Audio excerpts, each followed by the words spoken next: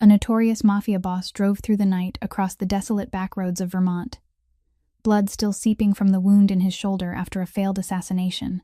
But when he staggered into the family safe house he'd left abandoned for years, he discovered someone was living there, a young widow and her 2 small children with nowhere else to go.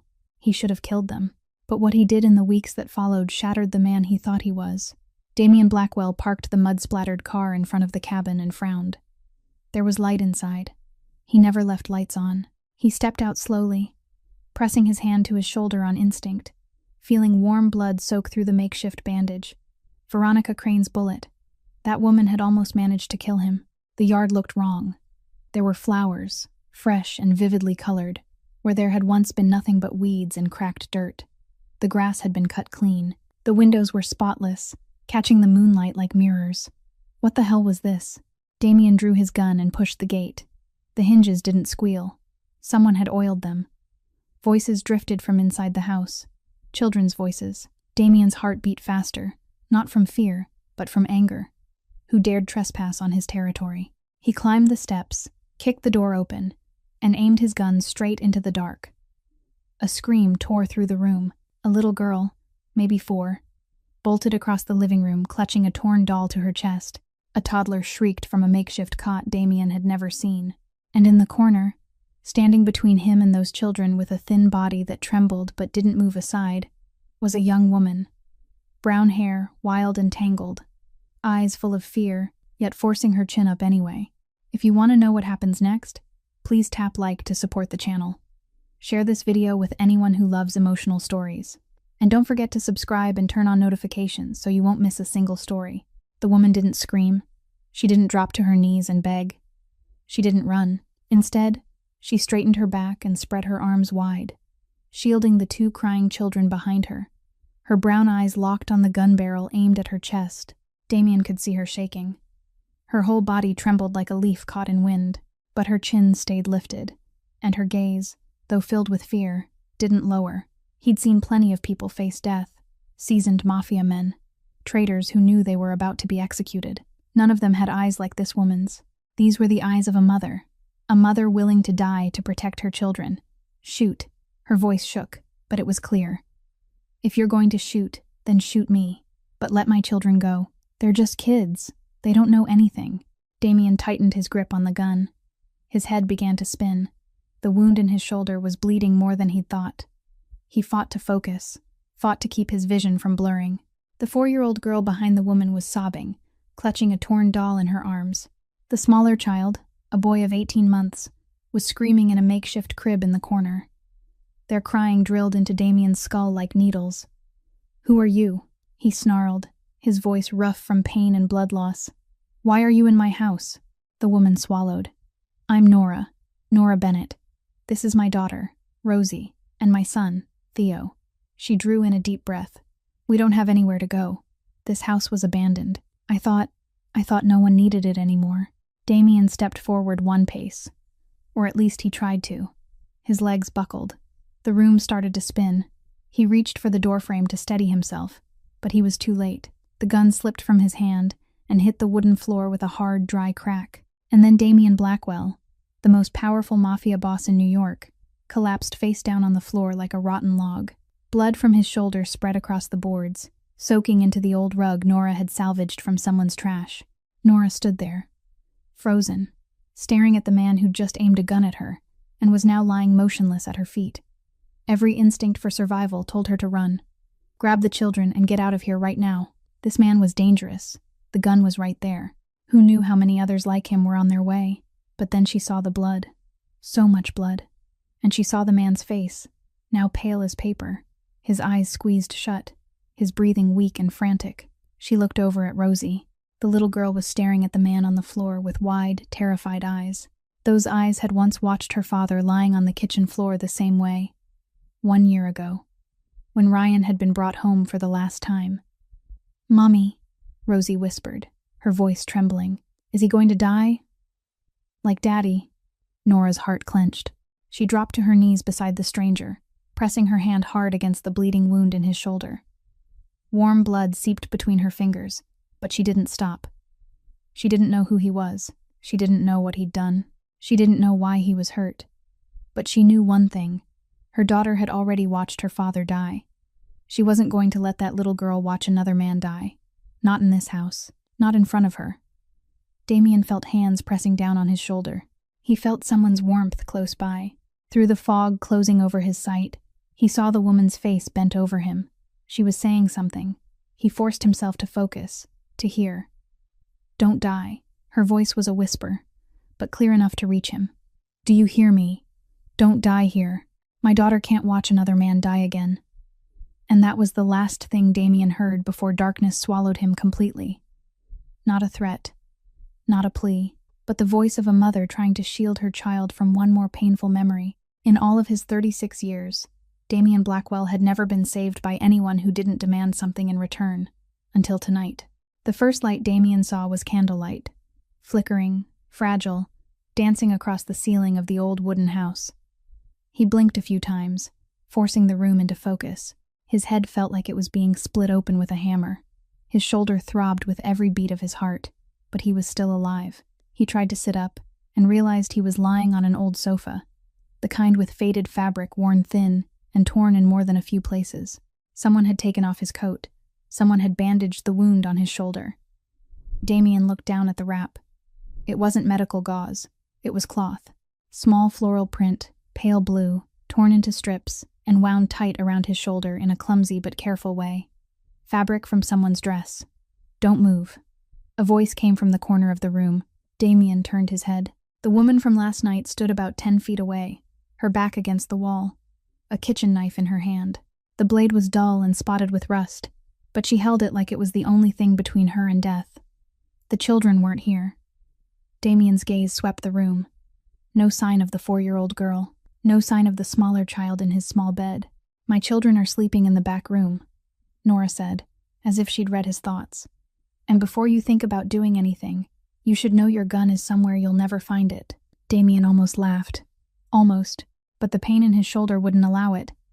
Instead, he just looked at her, tilting his head slightly. "You saved me." It wasn't a question. "I saved you because I'm not a murderer," Nora answered, her voice hard as steel even though the hand holding the knife was still trembling. "Not like you." Damien went quiet for a moment. She knew, or at least she'd guessed, from the gun, from the bullet wound, from the way he'd appeared in the night like a ghost. It wasn't hard to guess what kind of man he was. "You don't know anything about me," he said slowly. "I know enough," Nora said, tightening her grip on the knife handle. "I know you have a gun. I know you were shot. I know you came here in the middle of the night, alone, without calling the police, without calling an ambulance. Men like you, I've seen on television, in movies about gangs, about the mafia." She spit the word out like it tasted bitter. "You're that kind of man, aren't you?" Damien didn't answer. His silence was answer enough. Nora let out a short, humorless laugh. "Wonderful. Just wonderful. I'm hiding out in the house of a criminal." "This is my house," Damien said, low and cold. "You're the one trespassing. And what are you going to do? Kill me. Kill both my children." Nora took a step forward, the knife lifting higher. "Go ahead and try. I might not be able to beat you, but I swear, before you lay a hand on my children, I'll drive this knife into your throat." The room sank into a tight, strained silence. Damien studied the woman in front of him. She was so thin he could see her collarbones rising under pale skin. Her brown hair was a tangled mess, as if it hadn't been brushed in days. The clothes she wore were old, patched in more than one place, and now, the pale blue dress she had on had been torn away in a large strip to bandage him. She looked like she hadn't eaten a full meal in weeks. But her eyes were different. Those brown eyes burned with something Damien rarely saw in people who stood before him. Not fear, even though she was afraid. Not despair, even though she was desperate. But resolve. The resolve of a mother willing to do anything for her children. "Why are you here?" he asked, his voice softening a little even though he didn't understand why. "Why are you and the kids in this house?" Nora hesitated. The knife lowered a fraction. Only a fraction. "My husband died," she said, and her voice suddenly sounded exhausted, as if she'd been carrying a mountain on her shoulders. "1 year ago. A construction site accident." She swallowed. "After that, I lost my job. Then the savings ran out. Then the landlord threw us out." She looked down at the floor. "I dragged my 2 children around for 2 months in the winter, sleeping in the car, sleeping in churches, begging for food." Her voice caught. "And then I found this house. Abandoned. No one living here. I thought we could shelter here for a while. At least until winter ended."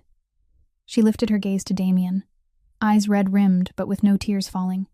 "I know it was wrong. I know it was trespassing. But my daughter is 4. My son isn't even 2 yet. What was I supposed to do? Let them freeze to death on the street?"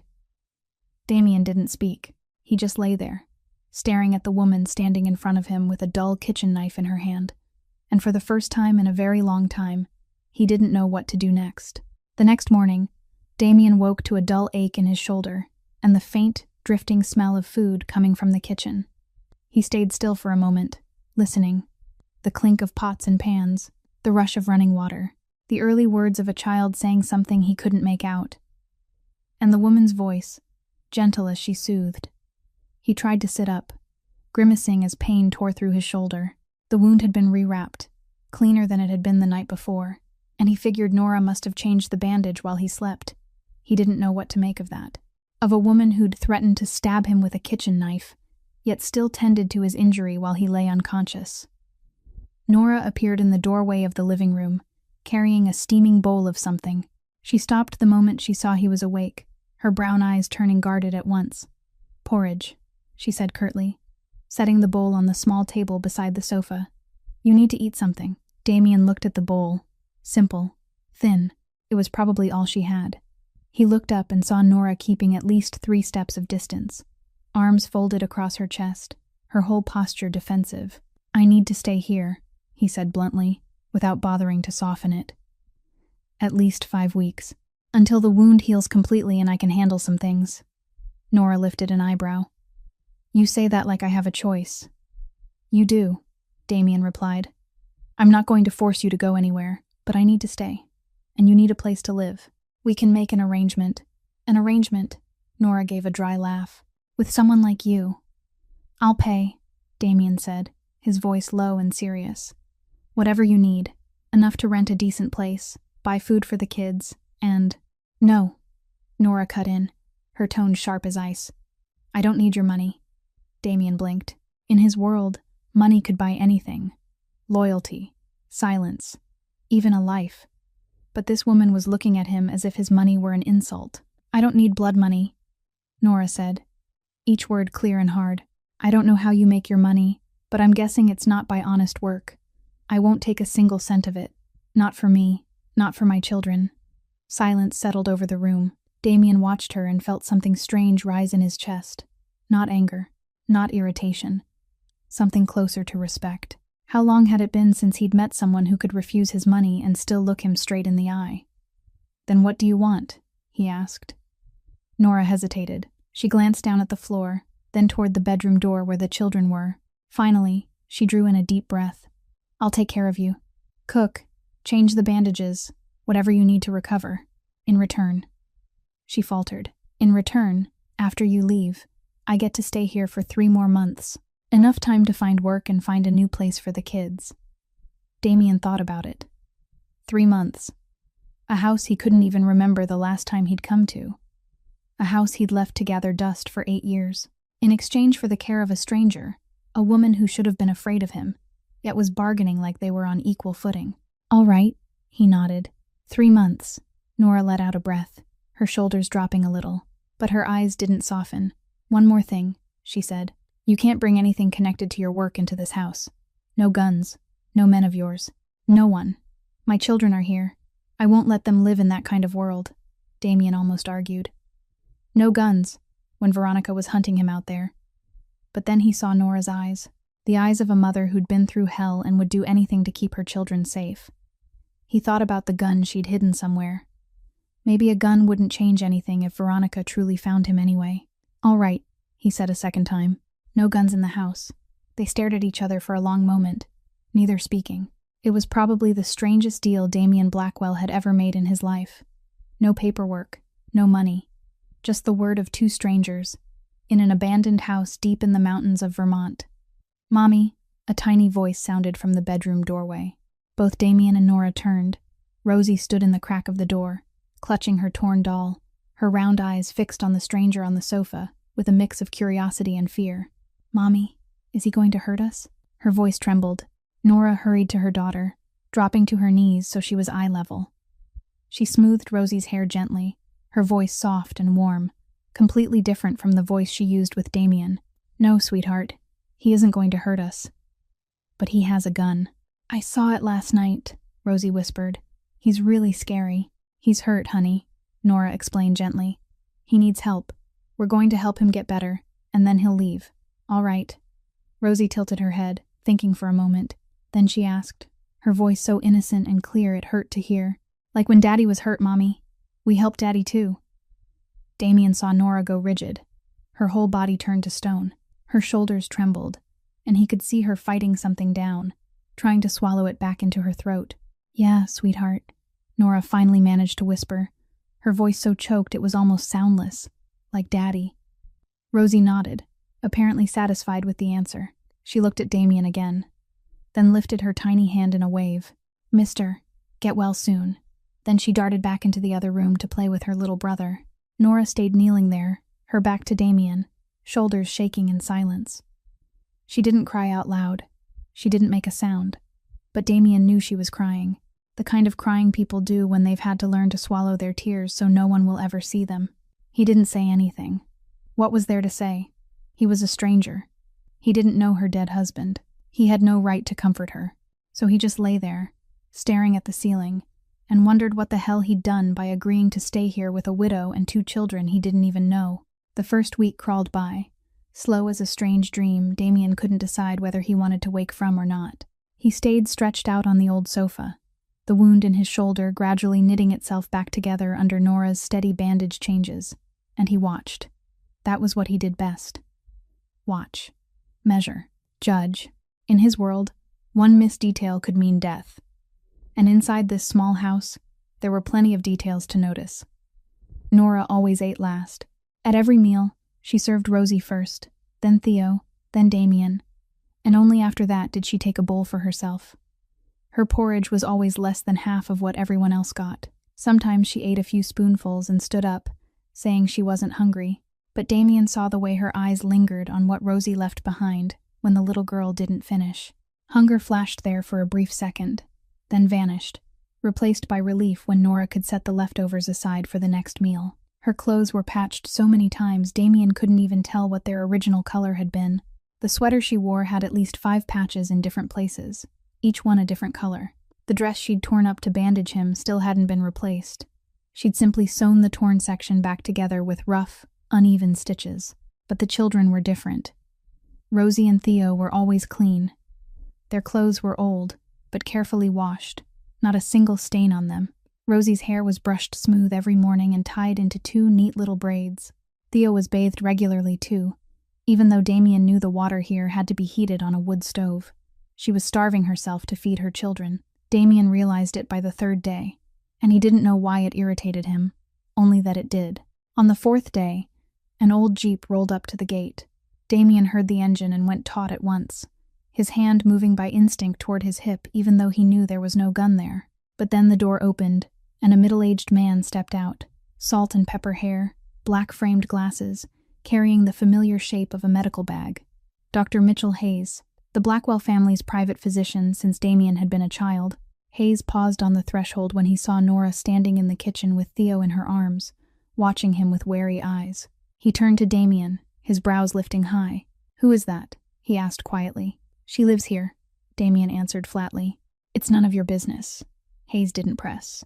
He'd worked for the Blackwell family long enough to know when silence was the smart choice. He went to Damien, began examining the wound, changing the bandage, taking his blood pressure, doing everything a doctor was supposed to do. Nora watched from a distance, not coming closer, but not leaving either. When Hayes finished, he motioned for Damien to follow him out onto the porch. Damien rose reluctantly, his shoulders still aching but movable now. The 2 of them stood outside, their breaths turning into pale white clouds in the cold air. "You're playing with fire, Damien," Hayes said, his voice serious. "A woman and 2 children, in a safe house. Do you have any idea what you're doing?" "I do," Veronica isn't going to let this go. Hayes lowered his voice. She's searching everywhere, asking questions, offering a reward to anyone who gives her information about you. It's only a matter of time before she finds this place. Damien fell silent for a moment, staring out at the forest buried under white snow. I'll handle it. Handle it how? You can't even hold a gun with that shoulder. Hayes exhaled. At least let Tommy set up security. Damien nodded. That night, he called Tommy Riggs. Put 4 men on the outer perimeter, he ordered. Keep your distance. Don't let anyone inside the house see you, especially not the woman and the kids. Understood, boss, Tommy said. Anything else? Track every move Veronica makes. Report to me every day. He ended the call, went back inside, and found Rosie standing right at the living room doorway, her round eyes fixed on him without blinking. Who were you talking to? She asked. A friend of mine, Damien answered, settling back onto the sofa. Rosie tilted her head and stepped closer. Then one more step, and one more, until she stood right in front of him, clutching her torn doll tight against her chest. Are you a cowboy? She asked suddenly. Damien blinked. Why do you think that? Because you have a gun, Rosie explained with grave seriousness. Cowboys have guns. I saw it on TV. She paused, frowning like she was thinking very hard. But cowboys are good people. They save people. They beat the bad guys. She looked at Damien, her gaze so clear and honest it felt almost cruel. You don't look like a good person. Damien looked at her. 4 years old, innocent, not knowing how to lie, not knowing how to soften the truth, just saying what she saw, what she thought. And for the first time in months, maybe years, Damien felt the corner of his mouth lift. Not the cold smile he used in negotiations. Not the threatening smile he used when he wanted someone afraid, but a real smile. Small, almost unnoticeable, but real. You're right, he told Rosie, his voice lighter than usual. I'm not a good person. Rosie nodded as if that answer made perfect sense. That's okay, she said. Mommy says nobody's perfect. You can practice being good. I'll teach you. Then she turned and ran off, leaving Damien alone on the sofa, the smile still lingering on his mouth, and a strange feeling in his chest he didn't know how to name. On the 6th day, the sound of an old truck engine rumbled up from the dirt road leading to the house. Damien tensed at once, sitting straighter on the sofa, eyes cutting toward the window, but Nora didn't look worried. She only sighed, set Theo down in the makeshift crib, and went to the door. It's Mr. Earl, she told Damien over her shoulder. He brings vegetables every week. Don't do anything weird. Damien lifted an eyebrow but said nothing. He watched through the window as a battered old pickup rolled to a stop in front of the porch. The driver's door opened, and an elderly man climbed out, hair white as snow, back slightly bent, but his steps still surprisingly quick. He wore a thick, bulky coat and carried a large cloth sack stretched full. Nora, Nora, the old man called loudly, his voice echoing through the quiet woods. I brought potatoes and carrots. This week I've got cabbage too, fresh as can be. Nora stepped onto the porch and gave the man a small smile. It was the first time Damien had seen her smile since he'd arrived. Thank you, Mr. Earl. You really don't have to. Oh, hush now. The old man waved her off, climbing the steps. This old fellow owns the grocery store. If I've got too many vegetables and I can't sell them, they'll just rot. Better to give them to someone who needs them. The old man, Earl Cooper, walked into the house with the ease of someone who'd been there many times. But he stopped short the moment he saw Damien sitting on the sofa. His aged eyes widened, his mouth falling open, and then a radiant grin spread across his wrinkled face. Good Lord, Earl exclaimed. The husband finally came home. Nora's been talking about you so much, I started thinking you weren't even real. Damien blinked. He turned to Nora, who stood behind Earl with a face as red as a ripe tomato. Mr. Earl, that's not, Nora began. Well, he's a good-looking one, Earl went on, completely ignoring her. He strode right up to Damien, set the sack of vegetables on the floor, and grabbed Damien's hand, pumping it with enthusiastic shakes. I'm Earl Cooper, the only grocery store owner in town. Nora's told me all about you, said you work far away and you don't come home for a long time. What kind of job keeps a man that busy? Damien had no idea how to respond. He, Damien Blackwell, the infamous Mafia boss who made all of New York tremble, was being shaken by the hand like a long-lost grandson by a 72-year-old man in rural Vermont. Mr. Earl, He isn't my husband, Nora tried again, her voice almost pleading. He's the owner of the house. The real owner of this house. He just came back. Earl paused, frowning as he looked from Nora to Damien. The owner, he muttered. But didn't you say you were waiting for your husband to come home? I said I was waiting for the owner to come back. Nora corrected quickly, her cheeks still blazing. The owner, not a husband. You heard wrong. Earl scratched his head, looking confused for a moment. Then he shrugged, and the smile returned. Well, owner works too. What matters is there's a man in the house now. Nora, raising 2 little ones by yourself is hard. Having a man around to help, that's a good thing. Before anyone could say another word, the sound of another vehicle came up the road. Earl turned toward the window, his face brightening. Ah, Mrs. Holloway's here. Damien looked out and saw another older woman stepping down from her car, carrying a plate covered with a white cloth. She looked to be in her 60s, gray hair piled into a bun, wearing a bright red sweater. Earl, you were right, Mrs. Holloway called as she came inside, eyes going straight to Damien. Nora's husband really is back. I brought apple pie to celebrate the family being together again. Mrs. Holloway, he isn't. Nora started for the 3rd time. Oh, he's handsome, Mrs. Holloway cooed, setting the plate on the table and taking Damien's hand the same way Earl had. Nora keeps him hidden, never shows a picture. Now I understand why. Afraid all the old ladies in town would sneak a look, is that it? She giggled. The kids must be so happy, huh? Daddy's home now. Damien sat there, surrounded by 2 elderly strangers, completely unsure what to do. He glanced at Nora, hoping she'd rescue him, but she just stood there with her face burning red, both hands covering it. 15 minutes later, Earl and Mrs. Holloway finally left, after giving Nora all sorts of advice about how to take care of her husband and promising they'd come back with even more food. The door shut. The house fell quiet. Nora still stood there, cheeks still red, eyes fixed on the floor as if she wanted to find a hole to crawl into. Damien watched her for a long time. What did you tell them about me? He asked, not angry, but unable to hide his curiosity. Nora lifted her head, her eyes defensive. I didn't tell them anything about you. That old man said you talk about me a lot. He heard wrong, Nora said quickly. I only said I was waiting for the owner to come back, so I could leave.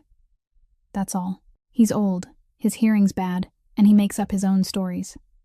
She crossed her arms. And to be perfectly clear, I would never call you my husband. I'd rather die. Damien didn't speak. He just sat there, looking at Nora with a strange feeling in his chest. In all of his 36 years, he'd been called many names. Boss, kingpin, killer, monster, devil. But never, not once, had anyone looked at him and thought he was a husband, a father, an ordinary man with an ordinary family in an ordinary house. Mr. Earl and Mrs. Holloway had looked at him like he belonged to this little family, like he fit here, like he was a good man. And the strangest thing was, Damien didn't hate that feeling. Not even a little. The second week began with a cup of coffee.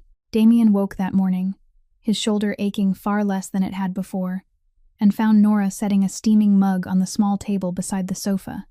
He pushed himself upright, took the cup, and sipped. Then he paused. Bitter, strong, no sugar, no milk. Exactly the way he liked it. He looked over at Nora, who was busy feeding Theo breakfast at the kitchen table.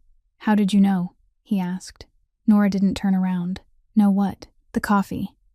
How did you know I drink it like this? Nora gave a small shrug, still not looking at him. I saw you frown when you drank the coffee I made the first few days. I put sugar in it then. The next day I used less sugar and you still frowned. The day after that I didn't put any sugar in at all, and you didn't frown anymore. It wasn't hard to figure out. Damien stared down at the mug in his hand. No one paid attention to small details like that about him. No one had to. He was Damien Blackwell. He gave orders and people obeyed. If he wanted something, he said it, and someone brought it. But this woman didn't ask what he wanted. She watched. She noticed. She remembered. And she did it without being asked. That afternoon, Rosie ran up to Damien with a sheet of paper in her hand. Her face lit up with excitement. Mister, look. I drew my family. She held the paper up in front of him, Damien looked at the picture drawn in colored pencil, the wobbly lines of a 4-year-old's hand. There was a woman with brown hair. That had to be Nora. There was a tiny little baby. That had to be Theo. There was Rosie holding her doll. And there was a tall man standing in the corner of the page, his face drawn with angry, furrowed brows, and his hand holding something that looked like a gun. "Who is this?" Damien asked, even though he already knew. "That's you," Rosie squealed. "Mr. Scary." Damien stared at the drawing of himself. Harsh, armed, frightening. A portrait so accurate it almost hurt. But Rosie tilted her head, her voice dropping like she was sharing a secret. "Mommy says you aren't scary on the inside, just scary on the outside, like my teddy bear. He looks mad, but he's really soft when you hug him." Damien didn't know what to say. He glanced toward the kitchen, where Nora stood washing dishes with her back to him. She didn't turn, but he saw her shoulders stiffen just a little. "Do you know how to read?" Damien asked Rosie suddenly, and even he didn't know why the question came out of his mouth. Rosie shook her head, her face falling a little. "No, Mommy says I have to go to school to read." "But," she stared down at her feet, "we don't have money for school." Silence. Damien looked at the 4-year-old standing in front of him, still holding the picture of their so-called family, and something sharp twisted in his chest. Something he didn't recognize. "Come here," he said, patting the empty space on the sofa beside him. Rosie blinked in surprise, but she climbed up and sat next to him. He reached for an old book on the shelf, one he'd found buried under dust and forgotten things in the house. A children's picture book, maybe his from when he'd been small, from before his father was shot, from before his life became one long chain of blood and darkness. "A," he said, pointing to the first letter on the page. "This is the letter A." Rosie stared at it, her eyes brightening. "A," she repeated. "A like apple." "That's right. Good girl." They sat there for a full hour. Damien pointed to each letter. Rosie repeated it, giggling whenever she got it right. He didn't know what he was doing. He didn't know why he was doing it. He only knew that the laughter of this 4-year-old made the house feel less cold. Nora stood in the kitchen doorway, her back against the frame, watching the scene. She didn't say a word, but her eyes were rimmed red, and she had to turn her face away to hide the tears that threatened to spill. That night, after the children were asleep, Damien sat on the porch watching the snow fall. The door opened behind him and Nora stepped out, holding 2 cups of hot tea. She handed one to Damien and sat down on the step a short distance away. Silence stretched between them, only the wind and the soft hush of snow. "You're different than I thought," Nora finally said, her voice as light as breath. Damien didn't turn. "What did you think I was?" "Dangerous, cold. The kind of man who kills without blinking." She paused. "But that kind of man doesn't sit and teach a 4-year-old to read for a whole hour." Damien turned and looked at her, his eyes darkening. "Don't do that, Nora." "Do what?" "Don't turn me into someone I'm not." His voice dropped, carrying a clear warning. "You don't know who I am. You don't know what I've done. The people I've killed. The lives I've ruined. I'm not a good man, Nora. 1 hour teaching your daughter to read doesn't change that." Nora held his gaze for a long moment, her brown eyes not leaving his dark ones. "Maybe," she said softly, "but it also doesn't make you the monster you think you are." She stood, went back inside, and left Damien alone in the cold night with a cup of tea gone lukewarm, and a heart that was slowly thawing in ways he didn't know how to stop. The storm hit in the middle of the night on the 10th day.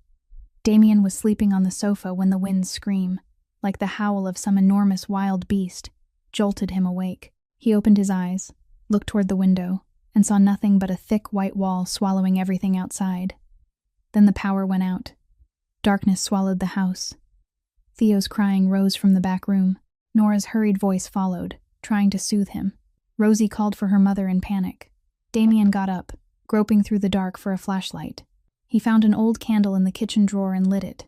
The weak flame spread just enough light for him to see Nora holding Theo in her arms, and Rosie clinging to her mother's leg, her face pale with fear. "Snowstorm," he said shortly. "The electricity won't be back for days. We need to keep warm." They worked together through that night. Damien went outside to chop wood, even though his shoulder still ached deep and dull, even though the wind and snow lashed his face like small blades. Nora stayed inside, building a fire in the old fireplace she'd cleaned out on the first day she came here. She heated water, made tea, wrapped extra blankets around the children. Every time Damien carried more wood in, he saw her moving without stopping, her hands red from the cold, not a single complaint. Near dawn, the storm still showed no sign of easing, but the house was warmer. Rosie and Theo slept soundly on a mattress pulled out and laid in front of the fireplace, their small bodies curled under thick blankets. Damien sat with his back against the wall near the fire, exhausted but unable to sleep. Nora sat not far from him, her eyes on the dancing flames, her face distant and thoughtful. "You should sleep," Damien said quietly. "I can't," Nora answered, not turning. Silence stretched, only the soft crackle of fire and the wind howling outside. Then Nora began to speak, her voice light as breath, as if she were talking more to herself than to Damien. "Ryan and I met in high school. He was the poorest boy in our class. Clothes always worn out, shoes with holes in the soles, but he had the most beautiful smile I'd ever seen." She paused, eyes still fixed on the fire. "We married when we were 20. No money, no house, nothing. Just each other." Nora smiled, a sad little smile. "People said we were crazy. Said love doesn't feed anyone, but we were happy, truly happy. Ryan worked construction. The pay wasn't high, but it was enough. I waitressed at a diner. Then Rosie was born. Then Theo." Her voice caught. "The day Ryan died, he took a night shift. I told him not to go, told him he'd worked all day and needed rest. But he smiled and said Rosie's birthday was coming, and he wanted to buy her a doll she'd been dreaming about for months." Tears rolled down Nora's cheeks, glittering in the firelight. "He died because he wanted to buy our daughter a doll." Silence. Damien didn't know what to say. He wasn't good at comforting people. He had no practice with things like that. In his world, feelings were weakness, and weakness could get you killed. But watching Nora sitting there, shoulders trembling, tears falling in silence, he felt something rise in his chest, something he'd buried a long time ago. "My father was shot in front of me when I was 12, he said abruptly, surprising even himself. Nora turned to look at him, her red-rimmed eyes widening. "We were eating dinner," Damien went on, his voice low and far away. "The whole family, my father, my mother, and me. Then the door was kicked in. Gunfire. My father shoved me under the table and used his body to shield me. He took 6 bullets. Damien swallowed. He died in my arms. His blood was all over me. I sat there for an hour holding his body. Couldn't cry, couldn't scream. Just sat there. My mother went mad after that night. She was put in a psychiatric hospital and never came out again. And me," he gave a dry laugh. "I took over the family business when I was 18. And since then, I became what you see now." The room fell into a heavy silence. The fire still burned, the snow still fell outside, but neither of them spoke. Two strangers, two broken lives, sitting together in the dark and sharing wounds they'd never shown anyone. Nora looked at Damien, and her eyes didn't hold that wary edge anymore. Instead, there was something softer there, something that understood.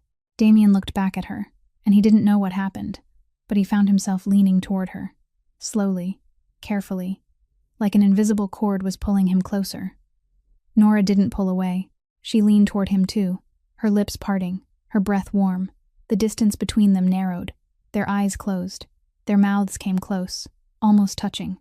"Mommy!" Rosie's scream ripped the moment apart. They both jerked back. Nora sprang up and ran to her daughter, who was sobbing on the mattress. "A nightmare, Mommy. I saw Daddy.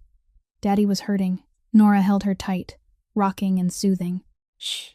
It's okay, sweetheart. Mommy's here. It's okay." Damien stayed where he was, back against the wall, his heart hammering hard in his chest. He watched Nora holding her child, firelight dancing across her face, and wondered what the hell had just happened. What the hell he'd almost done, and why he felt so disappointed when that moment shattered. The blizzard eased after 2 days. The power came back on the afternoon of the 3rd, and the house slowly warmed as the aging heating system finally sputtered to life. Damien stood on the porch, staring out at the white snow blanketing the forest around them, taking in a rare, almost sacred quiet. Since the night of the storm, he and Nora hadn't spoken about that moment by the fireplace. They both acted as if it had never happened. But Damien knew it had, and he couldn't stop thinking about it. The phone in his pocket buzzed. He checked the screen. An unknown number. No name. No information. Damien frowned. Only Tommy and Dr. Hayes knew this number. He'd changed it after arriving in Vermont, wiped away every trace of his old connections. So who was calling? He answered, but didn't speak. Silence held for a few seconds. Then a woman's voice slid through the line, sweet as honey and cold as ice. Damien. Damien. The voice gave a soft laugh. You really thought you could hide. The blood in Damien's veins went cold. Veronica Crane. Surprised, Veronica went on, her tone thick with triumph. You thought changing your phone number would make you disappear from my radar. You underestimate me, Damien. You always underestimate me. Damien clenched the phone, jaw tightening. What do you want? What do I want? Veronica laughed louder, the sound sharp as shattered glass. I want you dead, Damien. Dead slow. Dead painfully. The way my brother died. The memory crashed over him like a flood. 3 years ago, the dark basement beneath an old warehouse in Brooklyn, Marco Crane on his knees on the cold concrete, hands tied behind his back, face bruised from the beating. Damien standing over him, the gun in his hand heavy as lead. You can't do this, Marco begged, his voice shaking. Damien, we're family. I'm about to marry your sister. Veronica will never forgive you. You sold information to the feds, Damien said, his voice steel cold. You betrayed the organization, betrayed the family. You know what the punishment is. I didn't have a choice. They caught me. They forced me. Everyone has a choice, Marco. You chose wrong. The gunshot cracked through the basement. Marco fell, blood spreading beneath his still body. And in the doorway, Veronica Crane watched it all. Her green eyes burned with hatred as she watched Damien step past her brother's corpse. I'm going to kill you, she swore, her voice ice cold. Even if it takes my whole life, I'm going to kill you. And I'm going to make you suffer before you die. They had loved each other, before Marco, before the betrayal. Veronica had been the only woman Damien ever allowed himself to be weak with. She knew every secret he carried, every place he could break, and now she was using all of it to hunt him. I'll find you, Damien. Veronica's voice dragged him back to the present. I know you're hiding somewhere, licking your wounds like a hurt dog. And when I find you, I won't kill you right away. No, that would be too easy. She paused, and when she spoke again, her voice held a kind of pure cruelty that sent a chill crawling up Damien's spine. I'll kill everyone you care about in front of you, one by one, slow, painful, the way you made me watch my brother die. The line went dead. Damien stood there with the phone still pressed to his ear, heart hammering hard in his chest. He thought of Nora inside the house, thought of Rosie with her torn doll and her innocent smile, thought of Theo with his wide eyes and his giggling laugh. Everyone you care about. Veronica would kill everyone you cared about. He called Tommy immediately. More men, he ordered. Urgency in every word. Double the number. Veronica's getting close. She contacted you. Tommy asked, voice tight. Just called. She knows I'm hiding. It's only a matter of time before she finds the location. I understand, boss. I'll add more men right now. Damien ended the call, turned to go back inside, and stopped short. Nora stood in the doorway, clutching a wool scarf to her chest, her brown eyes fixed on him with worry she couldn't hide. How long had she been there? How much had she heard? What is it? She asked softly. Damien looked at her and knew his face was giving something away, something he'd kept buried for years, something even his enemies rarely got to see. Fear. He was afraid. Not for himself. For her. For the children. For the innocent people who'd stepped into his life by accident and were now becoming targets for someone who craved blood. It's nothing, he lied, his voice stiff. Go back inside. It's cold out here. But Nora didn't move. She only stood there, watching him with eyes that saw too much. And Damien knew she didn't believe him. She'd seen the fear on his face. And that frightened him more than anything Veronica Crane could ever do. The third week began with an undercurrent of tension that both of them deliberately pretended not to see.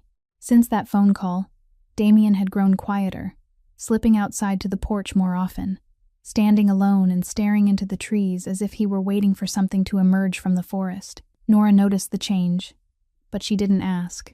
She had a feeling the answer would be something she didn't want to hear.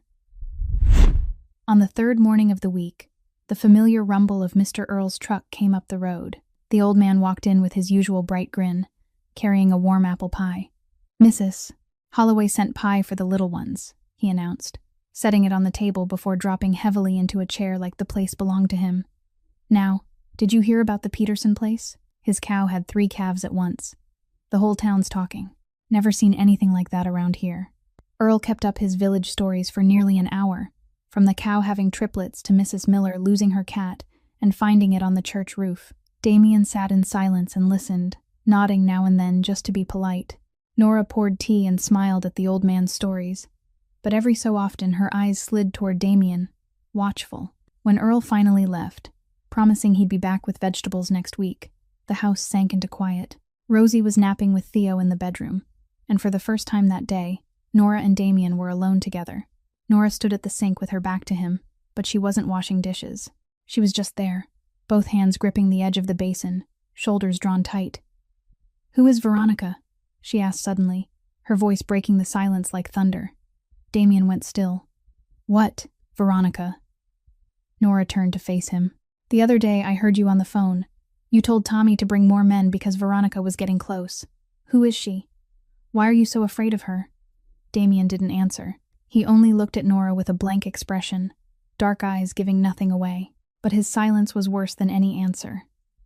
"You owe me an explanation." Nora stepped closer, her voice rising. "My children are in this house. I have a right to know what danger we're in." The silence held a few seconds longer. Then Damien exhaled, a heavy breath, as if he were carrying the whole world on his shoulders.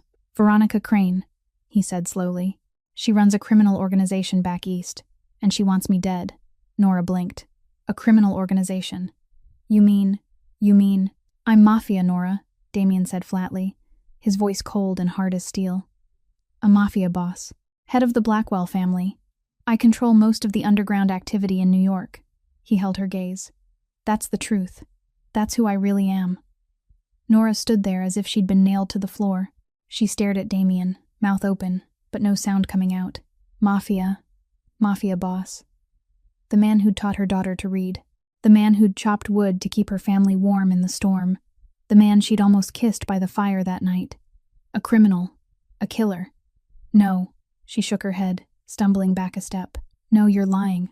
I'm not lying." Damien rose and moved toward her. "You wanted the truth. This is the truth." Nora didn't know what happened inside her. She only knew her hand swung, and the sharp crack of a slap rang through the room. Damien's head turned with the force. His cheek reddened. But he didn't react. He just stood there, took it, then slowly turned back to look at her. "You brought danger to my children," Nora screamed, tears starting to spill. "For weeks we've been living under the same roof with and now someone wants to kill you. Someone's going to come here and kill us too." She spun and lunged toward the bedroom. "I have to go. I have to take my kids and get out of here." Damien blocked her before she could reach the door. "Where are you going?" he asked, his voice terrifyingly calm. "There's still deep snow outside. You don't have a car, no money, 2 little children.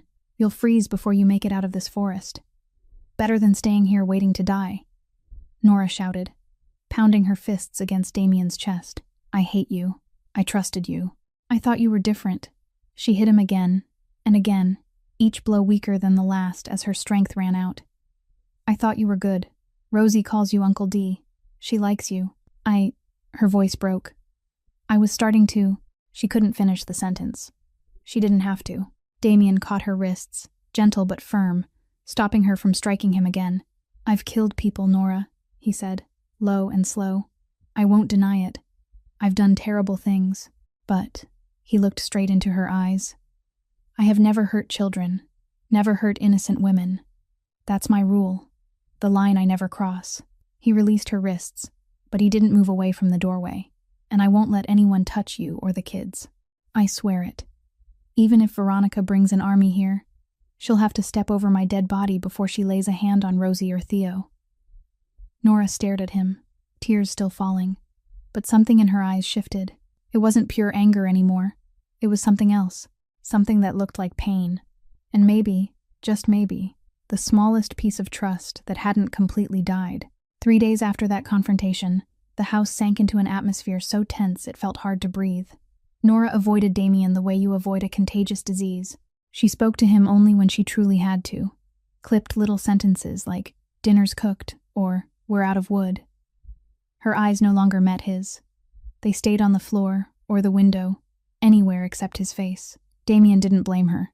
He understood. She'd just learned that the man she'd begun to trust was a mafia boss. This distance was a normal reaction, but that didn't mean he didn't feel the absence of late-night conversations, the absence of the bitter coffee made exactly the way he liked it each morning, the absence of those warm brown eyes that used to catch his now and then. On the second night, after the whole house had fallen asleep, Damien called Tommy. "I need you to look into someone," he said quietly. Eyes on the bedroom door where Nora and the children were sleeping. "Ryan Bennett. Died about a year ago in New York. Listed as a construction site accident. I want you to find out what really happened." "Ryan Bennett," Tommy repeated. "Who is that?" "The woman's husband," Damien said. "The one staying here." There was a moment of silence. "Boss, are you sure?" Digging into someone's past. "I'm sure. Do it." 2 days later, Tommy sent the results in an encrypted email. Damien read every line, and with each one, his face grew darker. Ryan Bennett hadn't died in an accident. The truth was far worse. According to what Tommy found, 18 months earlier, Theo Bennett had been born 2 months early. The baby had spent 8 weeks in intensive care. The hospital bills piled up until Ryan couldn't keep up. Insurance wasn't enough. Savings ran dry, and in desperation, Ryan made a fatal mistake. He borrowed money from a loan shark crew, a crew under Veronica Crane's control. The interest was brutal, and within months, the original debt tripled. Ryan couldn't pay. He begged for more time, begged for mercy. But Veronica's men didn't care. They beat him to death. Then they staged it as a worksite accident, a steel bar that accidentally fell and hit his head. No one suspected. No one dug deeper. Damien stared at the screen, jaw clenched so tight he could hear his teeth grind. Veronica Crane. That woman didn't just want to kill him. She had killed Nora's husband. She had made Nora a widow. She had taken Rosie and Theo's father away. That night, after the children were asleep, Damien knocked on Nora's door. She opened it with wary eyes, standing in the doorway like a barrier he couldn't cross. "What is it?" she asked, her voice flat and cold. "I need to talk to you," Damien said, and his voice was different than usual, no longer distant or hard. "About Ryan." Nora went rigid. She looked at him for a long moment, then reluctantly stepped out and closed the door behind her so she wouldn't wake the children. They stood in the living room, candlelight flickering and throwing long shadows across the walls. Damien handed Nora a stack of papers, pages printed from Tommy's email. "Read it." Nora took the papers, her hands trembling slightly. She began to read. With every line, her face went paler, her lips shook. Tears started to fall, sliding down her cheeks without her even trying to wipe them away. "No," she whispered, her voice strangled. "No, that can't be. Nora, he lied to me." Her voice began to break. "He gambled. He borrowed from criminals. She looked up at Damien, eyes red, tears pouring. "For a year I thought he died in an accident. For a year I cried over a foolish husband who took a night shift to buy our daughter a doll.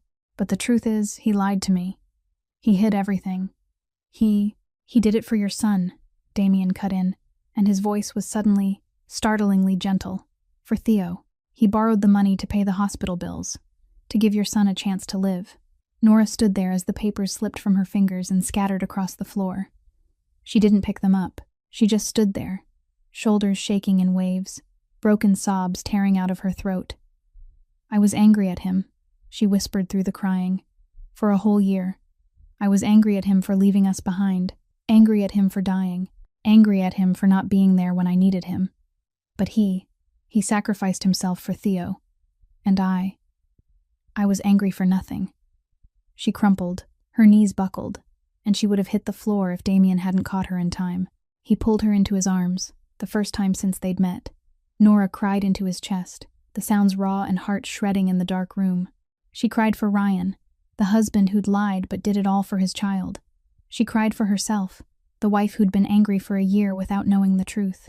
She cried for Rosie and Theo, the children who would never know what their father had sacrificed. Damien didn't speak.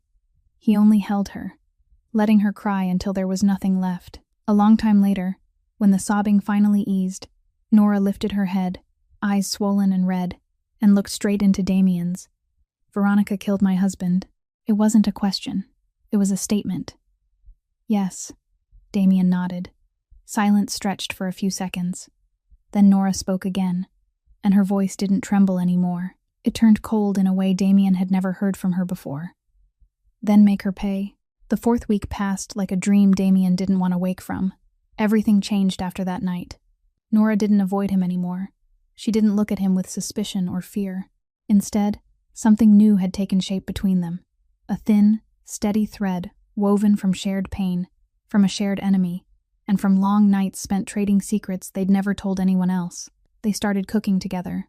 Every morning, Nora made coffee, while Damien prepared breakfast for the children.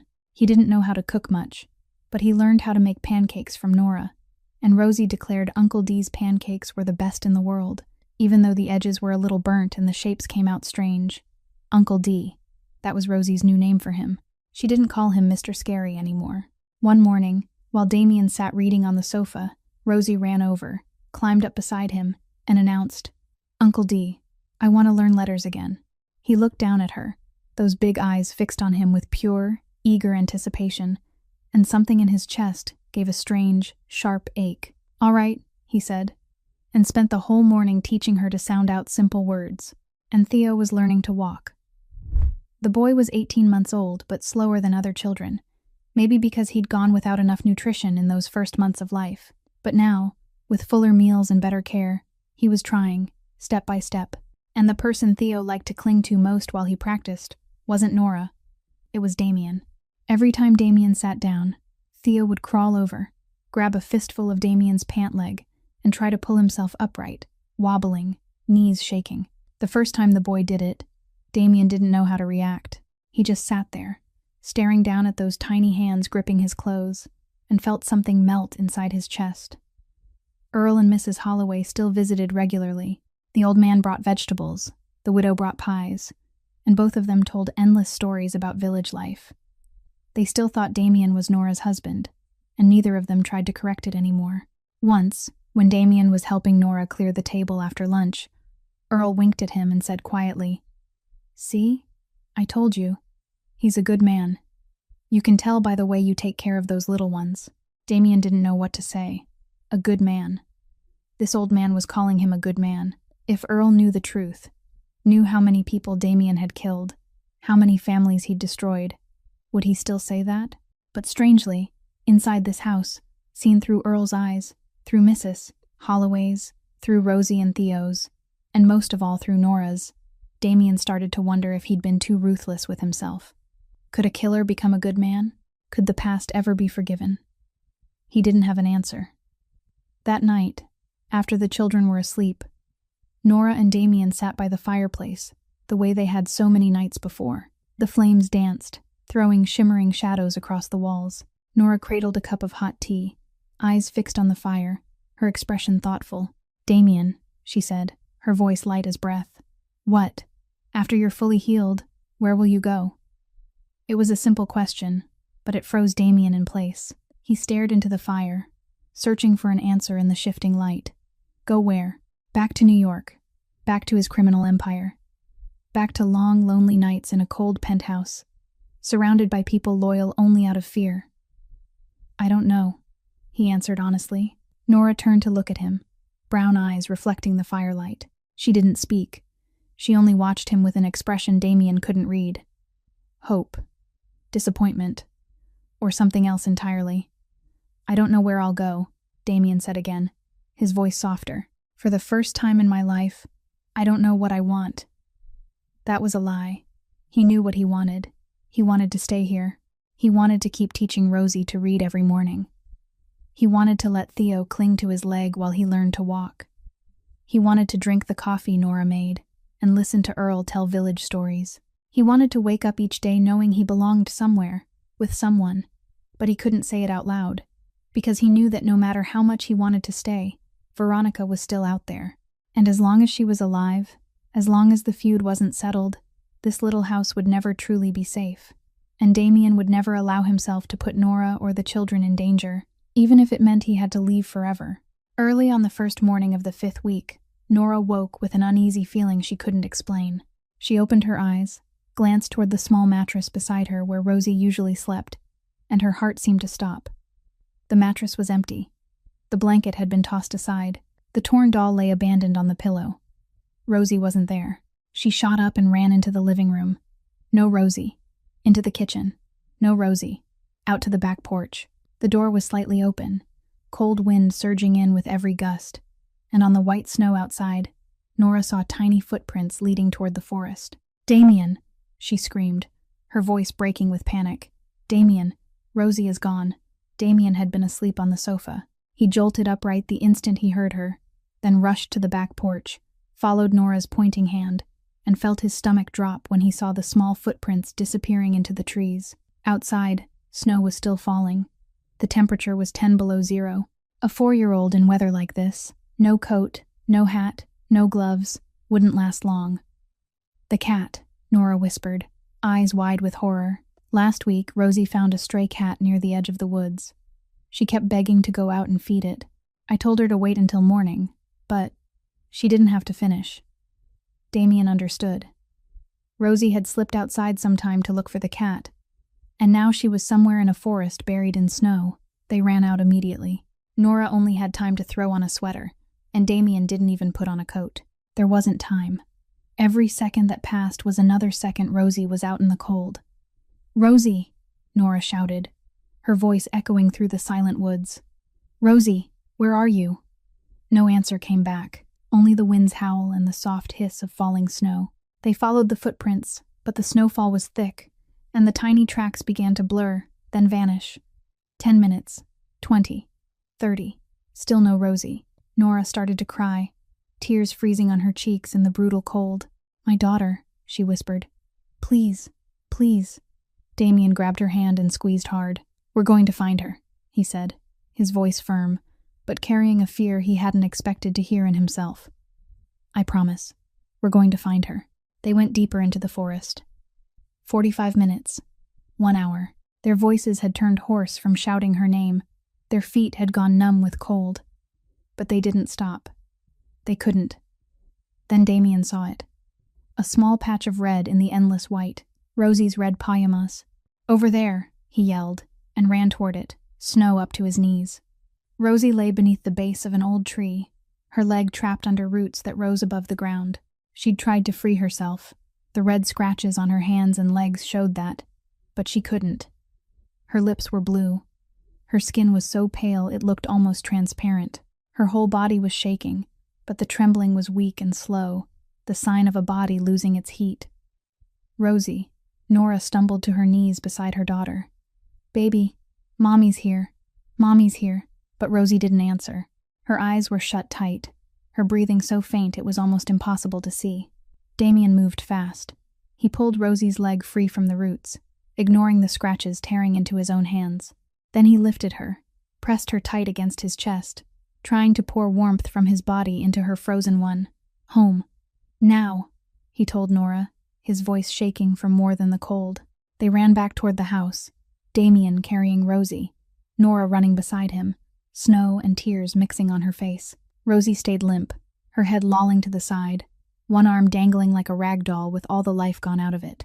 She'd been out in the cold at least an hour and a half, and Damien didn't know if they'd made it in time. They laid Rosie on the mattress in front of the fireplace, the warmest place in the house.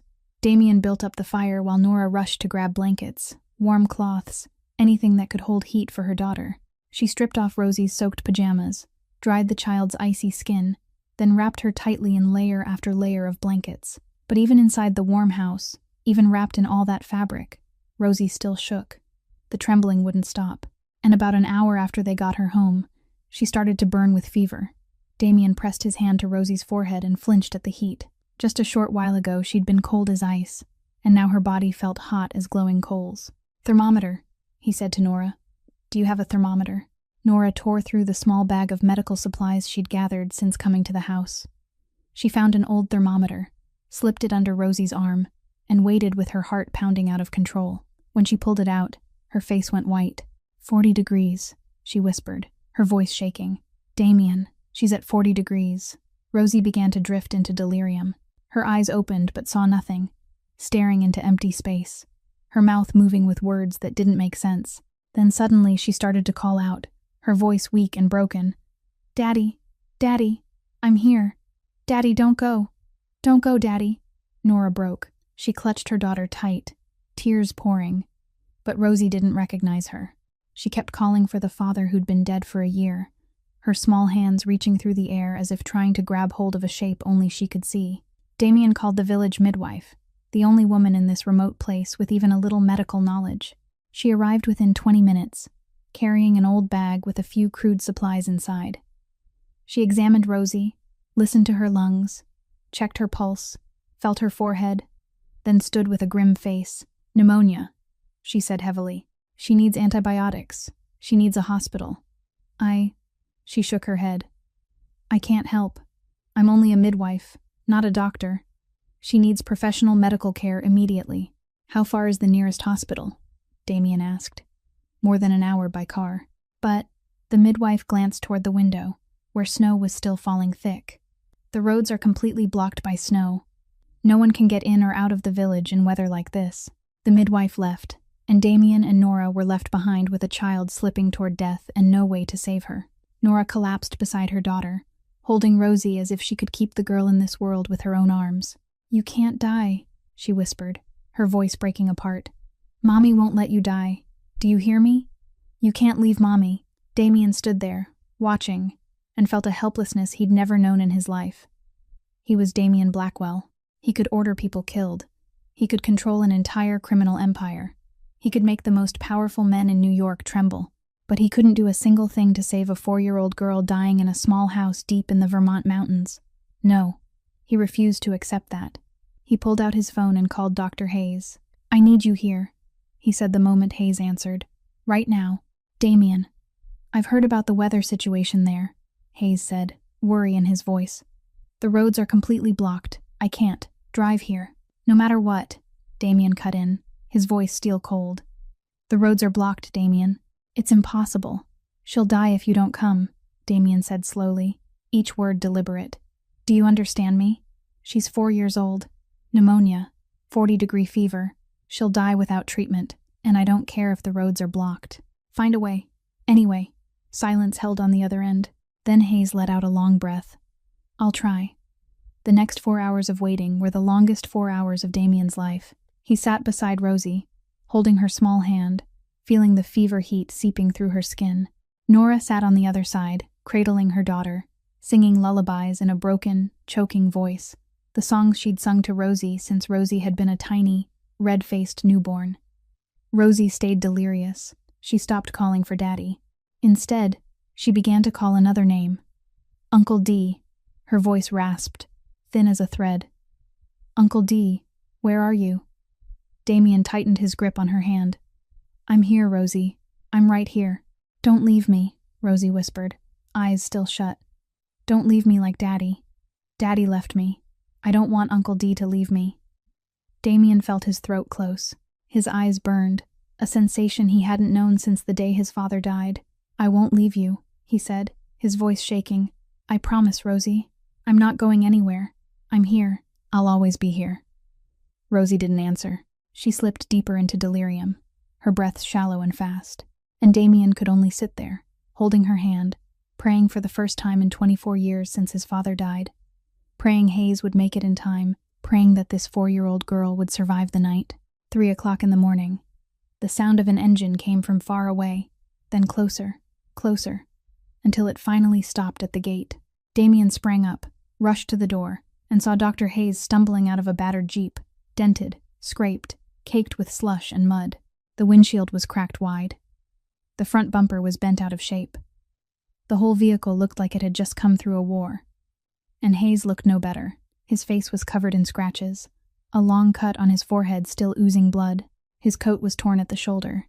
But he was there, medical bag hanging heavy in his hand, eyes on Damien, exhausted but determined.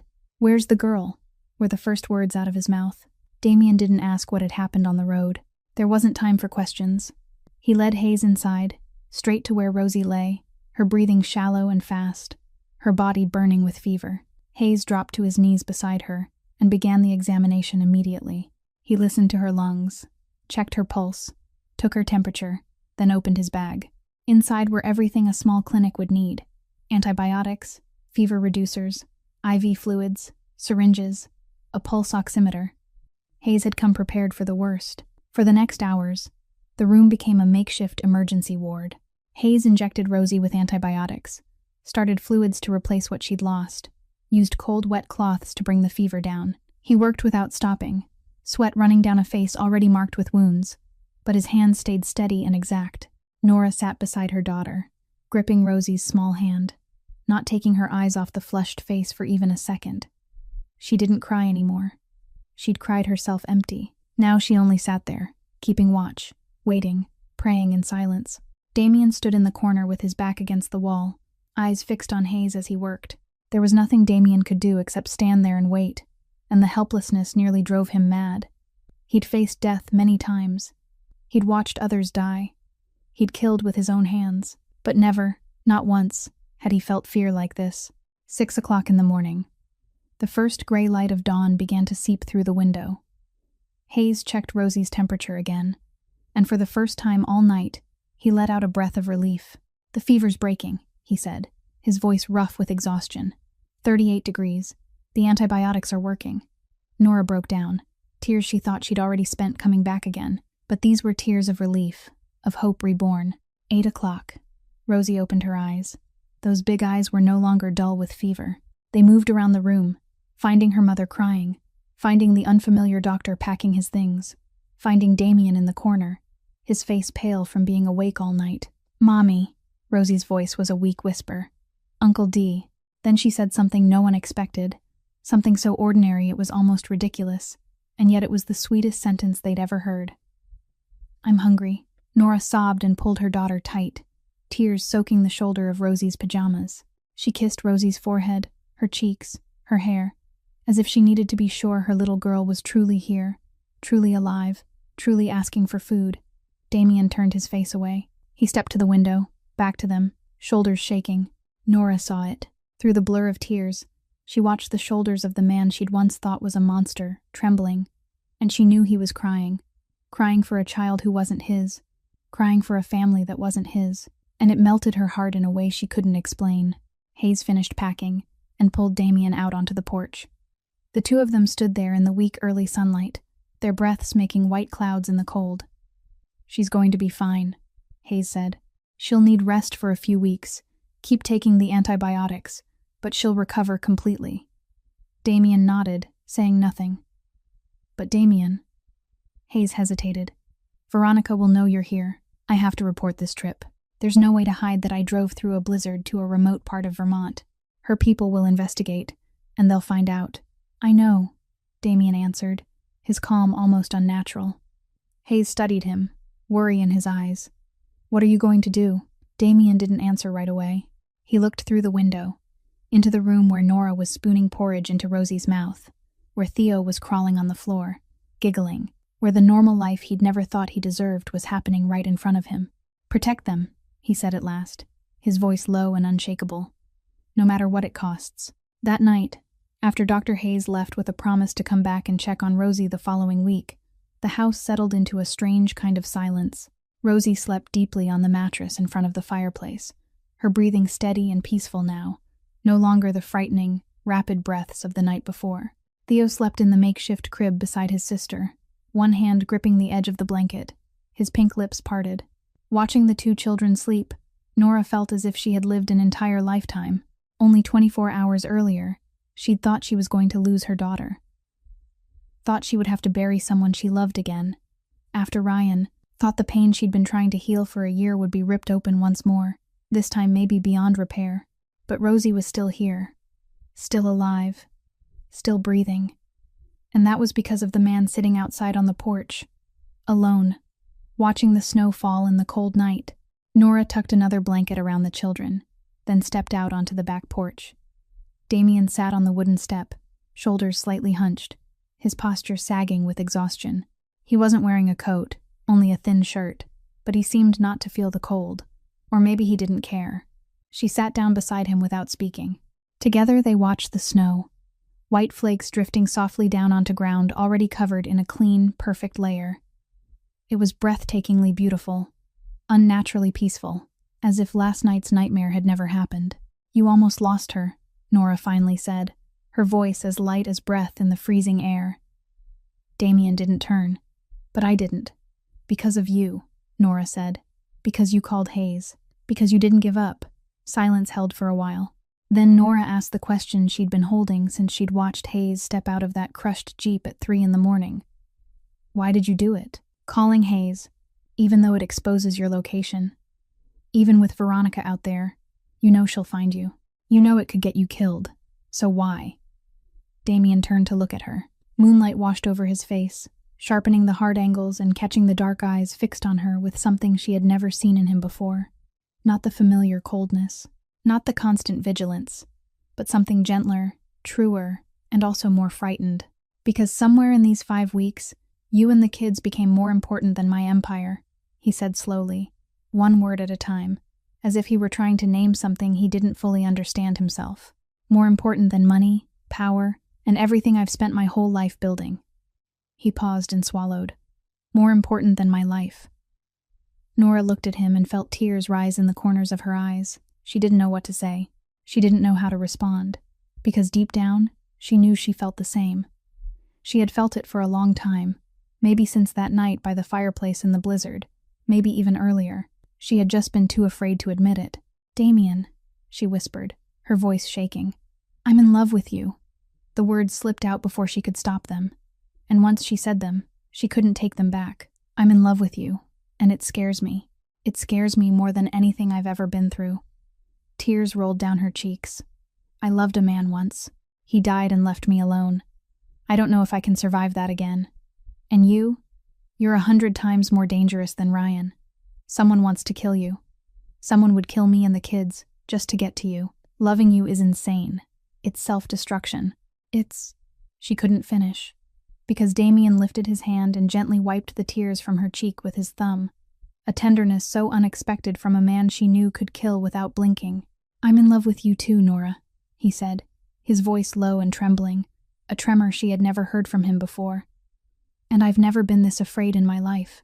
I've faced bullets, enemies, death, but nothing scares me like loving you, like the possibility of losing you." They looked at each other under the moon, two broken people trying to find wholeness in one another. Then Damien leaned toward her, slowly, giving her time to pull away if she wanted. But Nora didn't pull away. She leaned toward him too, closed her eyes, and let their lips meet. Their first kiss, gentle, shaking, full of fear and hope. With white snow falling around them, in the cold heart of winter, two hearts that had been frozen began to melt into each other. When they parted, Nora whispered, her lips still close to his. "We're crazy." Damien smiled, the first real smile that reached his eyes since she'd met him. "Maybe, but this is the most right thing I've ever done in my life."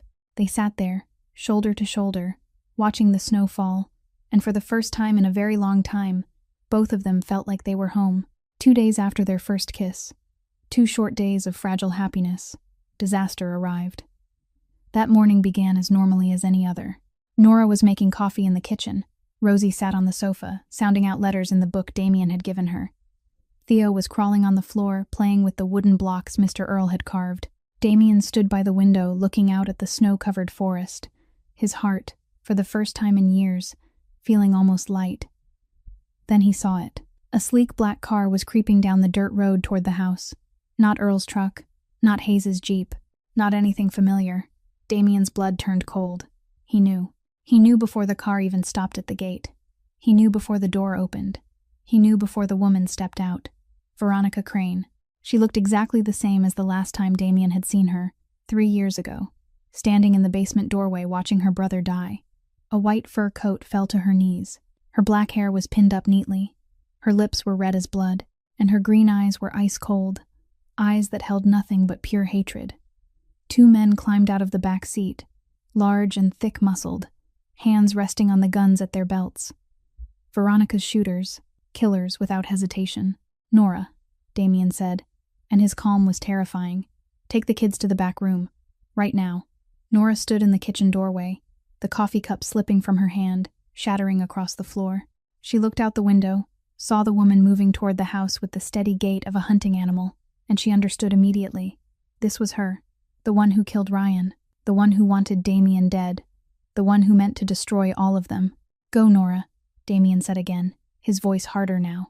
Protect the kids. Don't come out no matter what happens.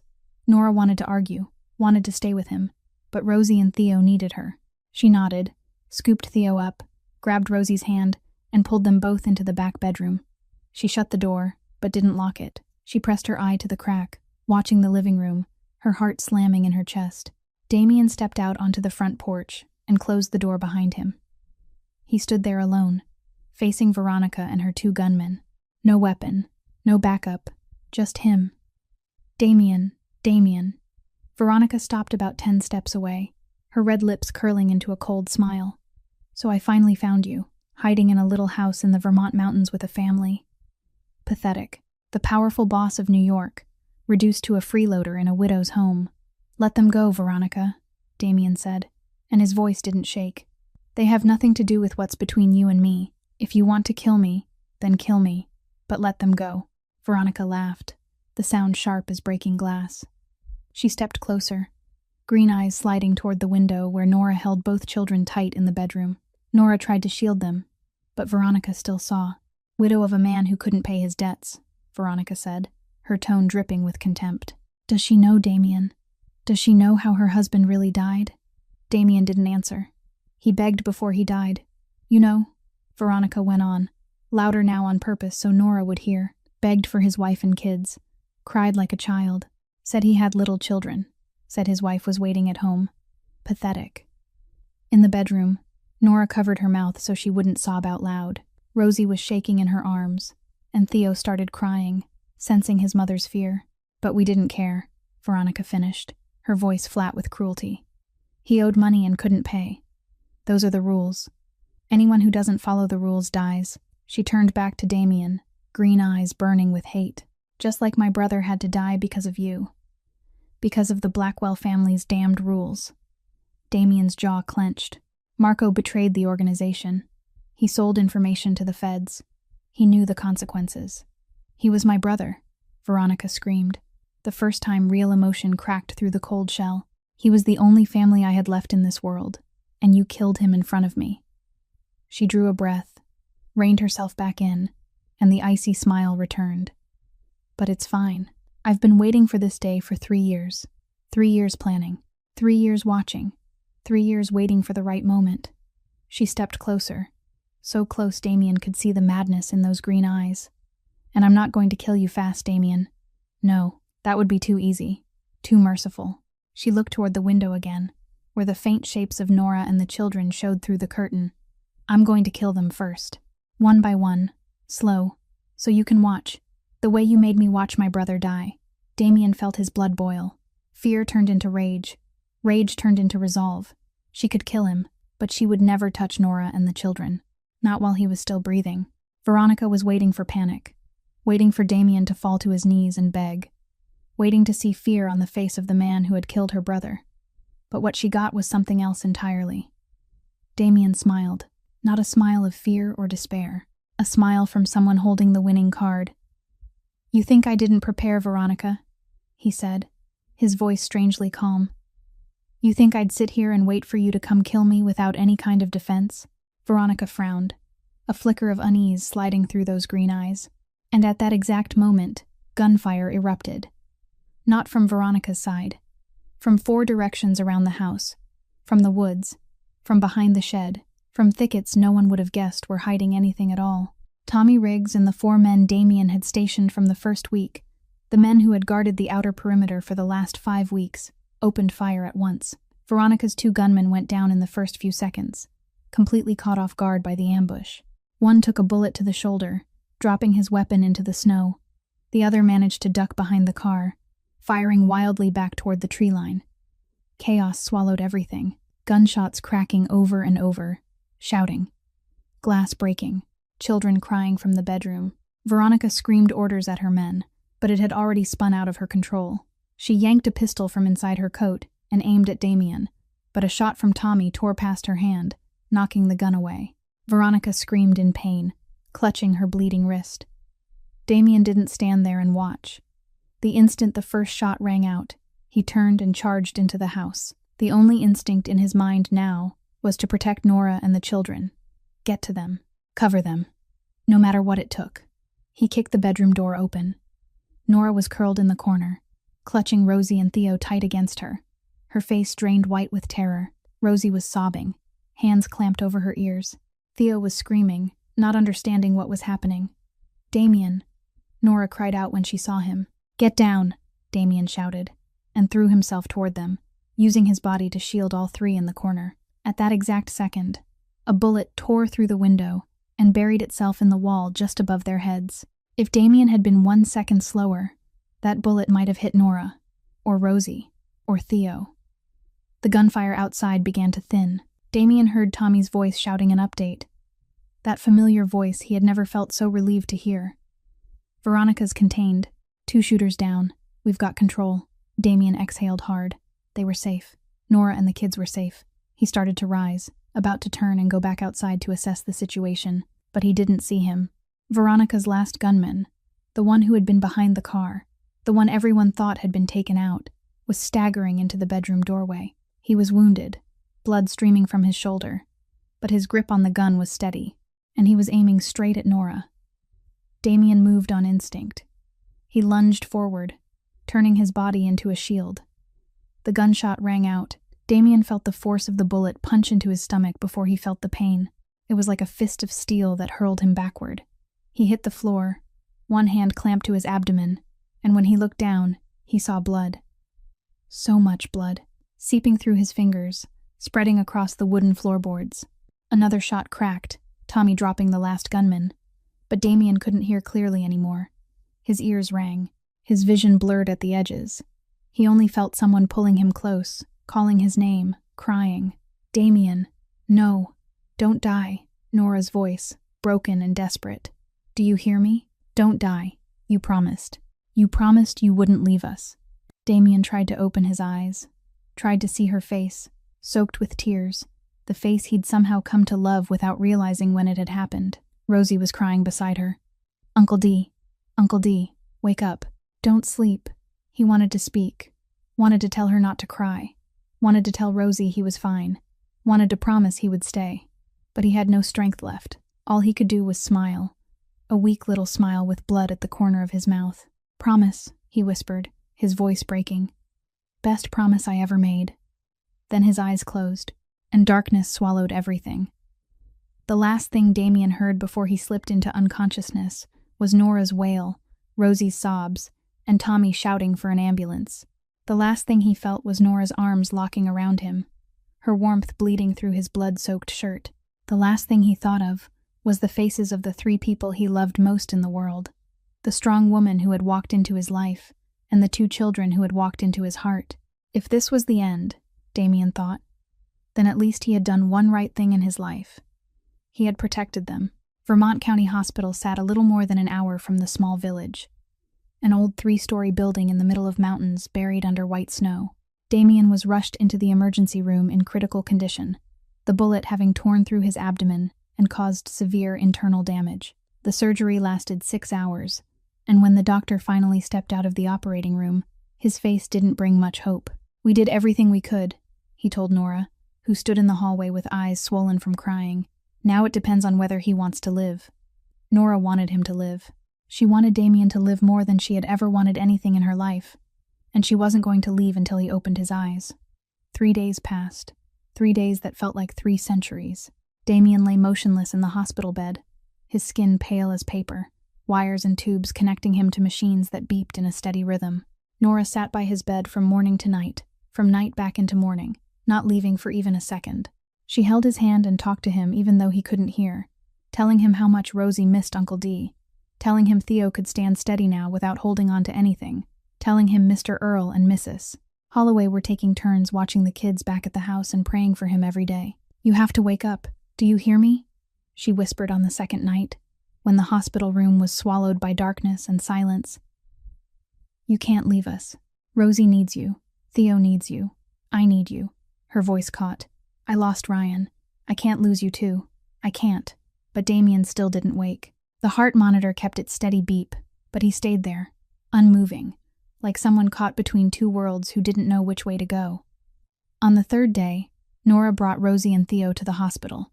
She thought maybe the children's voices would help Damien find his way back. Rosie sat in the corner of the room, quietly drawing with the box of colored pencils Mrs. Holloway had bought her. She drew a tall man wearing a red cape with a big letter on his chest, standing in front of a small house with his arms out, protecting 3 people behind him. "That's Uncle D," Rosie explained when Nora asked what she was drawing. "Uncle D is a superhero.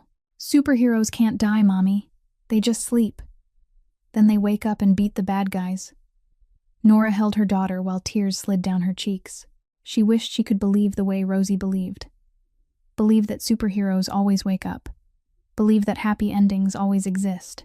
On the 4th day, Nora woke with her neck aching from having fallen asleep on the edge of the hospital bed all night.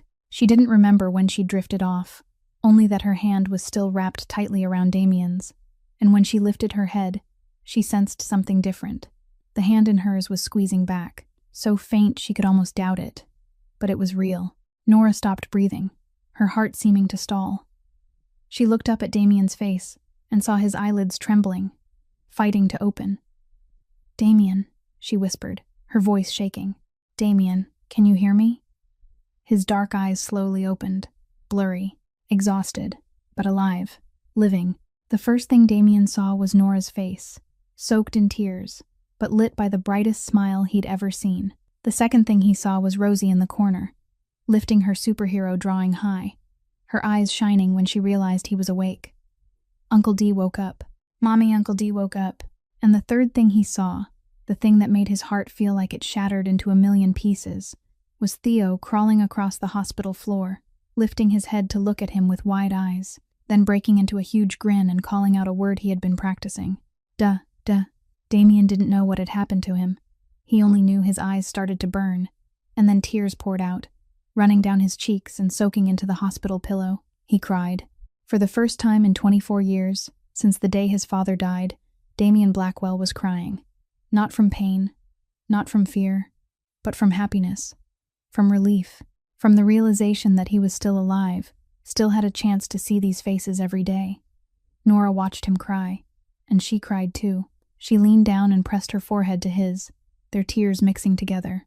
"You're alive," she whispered, her voice breaking. "You're alive. You're alive." Damien tried to speak, his voice rough from days of silence. "You and the kids, are you okay?" "We're okay. Because of you. Because you shielded us." Nora squeezed his hand. "You almost died for us, Damien. You almost died." "I'm not going anywhere again," Damien said, his voice weak but steady. "I promise." Nora laughed through tears, a laugh that carried both joy and reproach. "You always promise. How many times have you promised now?" "This time I'll keep it," Damien said, eyes locked on hers. "This time it's different. Because this time I have a reason to live." Rosie ran to the bed, climbed up, and threw her arms around Damien despite the tubes and machines. Theo crawled after her, reaching up to be picked up too. And Nora sat there, watching the man she loved hold her 2 children in his arms, tears still falling, but her heart singing. 3 weeks after the day Damien woke up, the doctor finally cleared him to leave the hospital. The wound had healed, though it still ached whenever he moved too sharply. The scar on his abdomen would stay with him for the rest of his life, a reminder of the night he almost died, but also a reminder of what he had managed to protect. When the car pulled up in front of the wooden house deep in the Vermont mountains, Damien felt like he was coming home in the truest sense of the word. The house was still there, exactly as it had been the day he left. The flowers Nora had planted were still blooming in the yard, bright colors standing out against the thinning snow. The windows were spotless, reflecting the early spring sun. The air carried the faint scent of pine. And on the porch, Mr. Earl was already waiting with an apple pie in his hands. "Finally, you're back," the old man shouted when he saw them step out of the car. He hurried over, wrapped Nora in a hug, ruffled Rosie's hair, pinched Theo's cheek, then turned to Damien with a look Damien couldn't read. "You," Mr. Earl said, his voice unusually serious. "I heard. About you." Damien's chest sank. Of course the rumors would spread. A shootout in a quiet rural place. Federal agents showing up. A mafia boss getting wounded. There was no way to keep it secret. "I heard you're a mafia boss," Earl went on, eyes locked on Damien's. "I heard you did terrible things in New York. I heard you're dangerous." Damien didn't speak. He waited for judgment. Waited for the old man to throw him out, to tell him to stay away from Nora and the kids, to look at him with disgust the way others did when they learned who he was. But Earl didn't do that. Instead, the old man stepped forward, set a hand on Damien's shoulder, and spoke in the warmest voice Damien had ever heard. "I also heard you nearly died protecting those kids. I heard you stepped in and took a bullet meant for Nora and the children." He squeezed Damien's shoulder. "I don't care who you are, what you do, or what you've done in the past. I only know one thing. You're a good man. A truly good man." Damien stood there with his throat tightening. He didn't know what to say. Didn't know how to react to this unconditional acceptance from a stranger he'd only known for a few weeks. Mrs. Holloway was there too, standing on the porch with a steaming pot of soup. "Come inside, all of you," she called. "The food will get cold. Damien, you just got out of the hospital. You need to build your strength. Come eat." That evening, after Earl and Mrs. Holloway had gone home, after Rosie and Theo were asleep, Damien sat on the porch looking up at the stars. His abdomen still throbbed, but he didn't care. He was thinking about the future, about what he would do from now on. He had called Tommy that morning. He had said what needed to be said. "I'm retiring," he had declared without hesitation. "The empire is yours now. I trust you to run it well." Tommy was silent for a long moment on the other end of the line. Then he said, his voice thick with emotion, "Are you sure, boss? You built everything from nothing. That empire is your blood and sweat." "I'm sure," Damien answered. "I found something more important than an empire, more important than money and power, and I don't want to lose it." Tommy didn't ask anything else. He understood, and as for Veronica Crane, she had been handed over to federal authorities right after the shootout, with the long list of charges: loan sharking, murder, attempted murder, drug trafficking. She would spend the rest of her life in prison. Justice for Ryan was finally served, even if it came late. Nora stepped out onto the porch and sat beside Damien. She didn't speak, only rested her head against his shoulder and looked up at the star-filled sky. "Do you remember the vegetable garden?" Damien asked suddenly. "The garden?" Nora echoed, startled. "The one you planted out back." "Yes." "Why?" "Come with me," he said, standing and pulling her up with him. They walked around to the back of the house, to the small patch of garden where Nora had planted tomatoes, lettuce, and green beans from the first days she'd arrived. The moon was bright, pouring silver light over the neat rows of green. "Damien, what are you doing?" Nora asked, confused. Damien turned to face her. He didn't kneel. There was no diamond ring, no prepared speech, no romantic candles, just him and her, standing in a vegetable garden under the moon. He took both her hands and held them tight. "Marry me, Nora," he said, his voice trembling but steady. "Not because of money, not because of safety, not because I can protect you," he swallowed hard, "but because I can't imagine waking up in the morning without you beside me. Because I want to hear Rosie call me Uncle D every day. Because I want to watch Theo grow up. Because you and the kids are the only reason I want to live." Tears streamed down Nora's cheeks. She looked at him, the man who had once been a terrifying mafia boss, now standing in front of her with his heart wide open and hope in his eyes. "Yes," she whispered. Then she said it louder, her voice breaking but filled with happiness. "Yes, yes, yes." Damien pulled her into his arms, lifted her, and spun her once in the garden, their laughter echoing into the quiet night. And up on the porch, unseen by either of them, Rosie stood at the bedroom window, smiling in the dark, clutching her torn doll to her chest, and whispering, "Uncle D is going to be my new daddy." 1 year later, on a warm spring morning filled with golden sunlight, the little village in Vermont witnessed the simplest wedding and also the happiest one they had ever seen. There was no grand church, and no hundreds of guests. There was only the backyard of the wooden house, decorated with flowers from Nora's garden, wooden chairs Mr. Earl had built by hand, and neighbors who had become family. Mr. Earl stood before a makeshift altar, eyes shining with tears, but his voice still loud and steady as he declared Damien and Nora husband and wife. Mrs. Holloway cried from the beginning to the end of the ceremony, using up an entire box of tissues she had brought. Rosie wore a white dress as the little flower girl, tossing petals down the aisle with a grin stretched wide across her face. And Theo, now 2.5, ran everywhere, weaving between the guests' legs, calling out one single word that made Damien's heart melt every time he heard it. Daddy, Daddy. After the wedding, their life turned into a new chapter. Damien opened a small coffee shop right in the village, the place where Mr. Earl stopped by every morning for coffee and stories, the place where Mrs. Holloway brought pies to sell on the side every week. He wasn't a mafia boss anymore. He was just Damien, Nora's husband, Rosie and Theo's father, the best coffee maker in town according to Mr. Earl's proud rumors. The stray cat Rosie had risked everything for now, had a permanent home, sleeping peacefully by the fireplace. Nora sold flowers from the garden she'd tended for more than a year. Her roses, daisies, and tulips became loved across the area. People came to buy flowers and stayed to listen as she talked about them, how to care for them, what each color meant. Rosie started school. She could read fluently thanks to the afternoons Uncle D had spent teaching her letters by the fireplace. She became the top student in her class, and the best storyteller too. Whenever her teacher asked about family, Rosie would eagerly talk about her new dad. "My dad used to be a cowboy," she announced to the whole class. "My dad beat the bad guys and saved my mommy and my brother. My dad is a real superhero." No one believed her, of course. But Rosie didn't care. She knew the truth, and for her, that was enough. One autumn evening, when the leaves began turning gold and orange, Nora sat beside Damien on the porch and said something that froze him in place. "I have something to tell you," she said, her voice gentle, but her eyes sparkling with a secret. "I'm pregnant. 3 months." Damien stared at her, mouth open, unable to speak. "Our baby," he finally managed to whisper. "Yes, our baby," Nora smiled. "Are you scared?" Damien didn't answer right away. He looked into her eyes, into a future he had never believed he deserved. "Terrified," he admitted. "But it's the most wonderful kind of fear I've ever felt." That winter, on an ordinary evening like any other, the whole family sat around the dinner table. Nora set down a pot roast Mrs. Holloway had taught her to make. Rosie sat reading aloud from a new book she'd borrowed from the school library. Theo sat in his high chair, throwing food everywhere, giggling every time a piece of potato hit the floor. Damien's coffee had gone cold a long time ago because he was busy wiping up the mess. Nora scolded him for forgetting to bring in firewood. Rosie argued with her mother about bedtime. Theo kept throwing food and laughing like it was the greatest game in the world.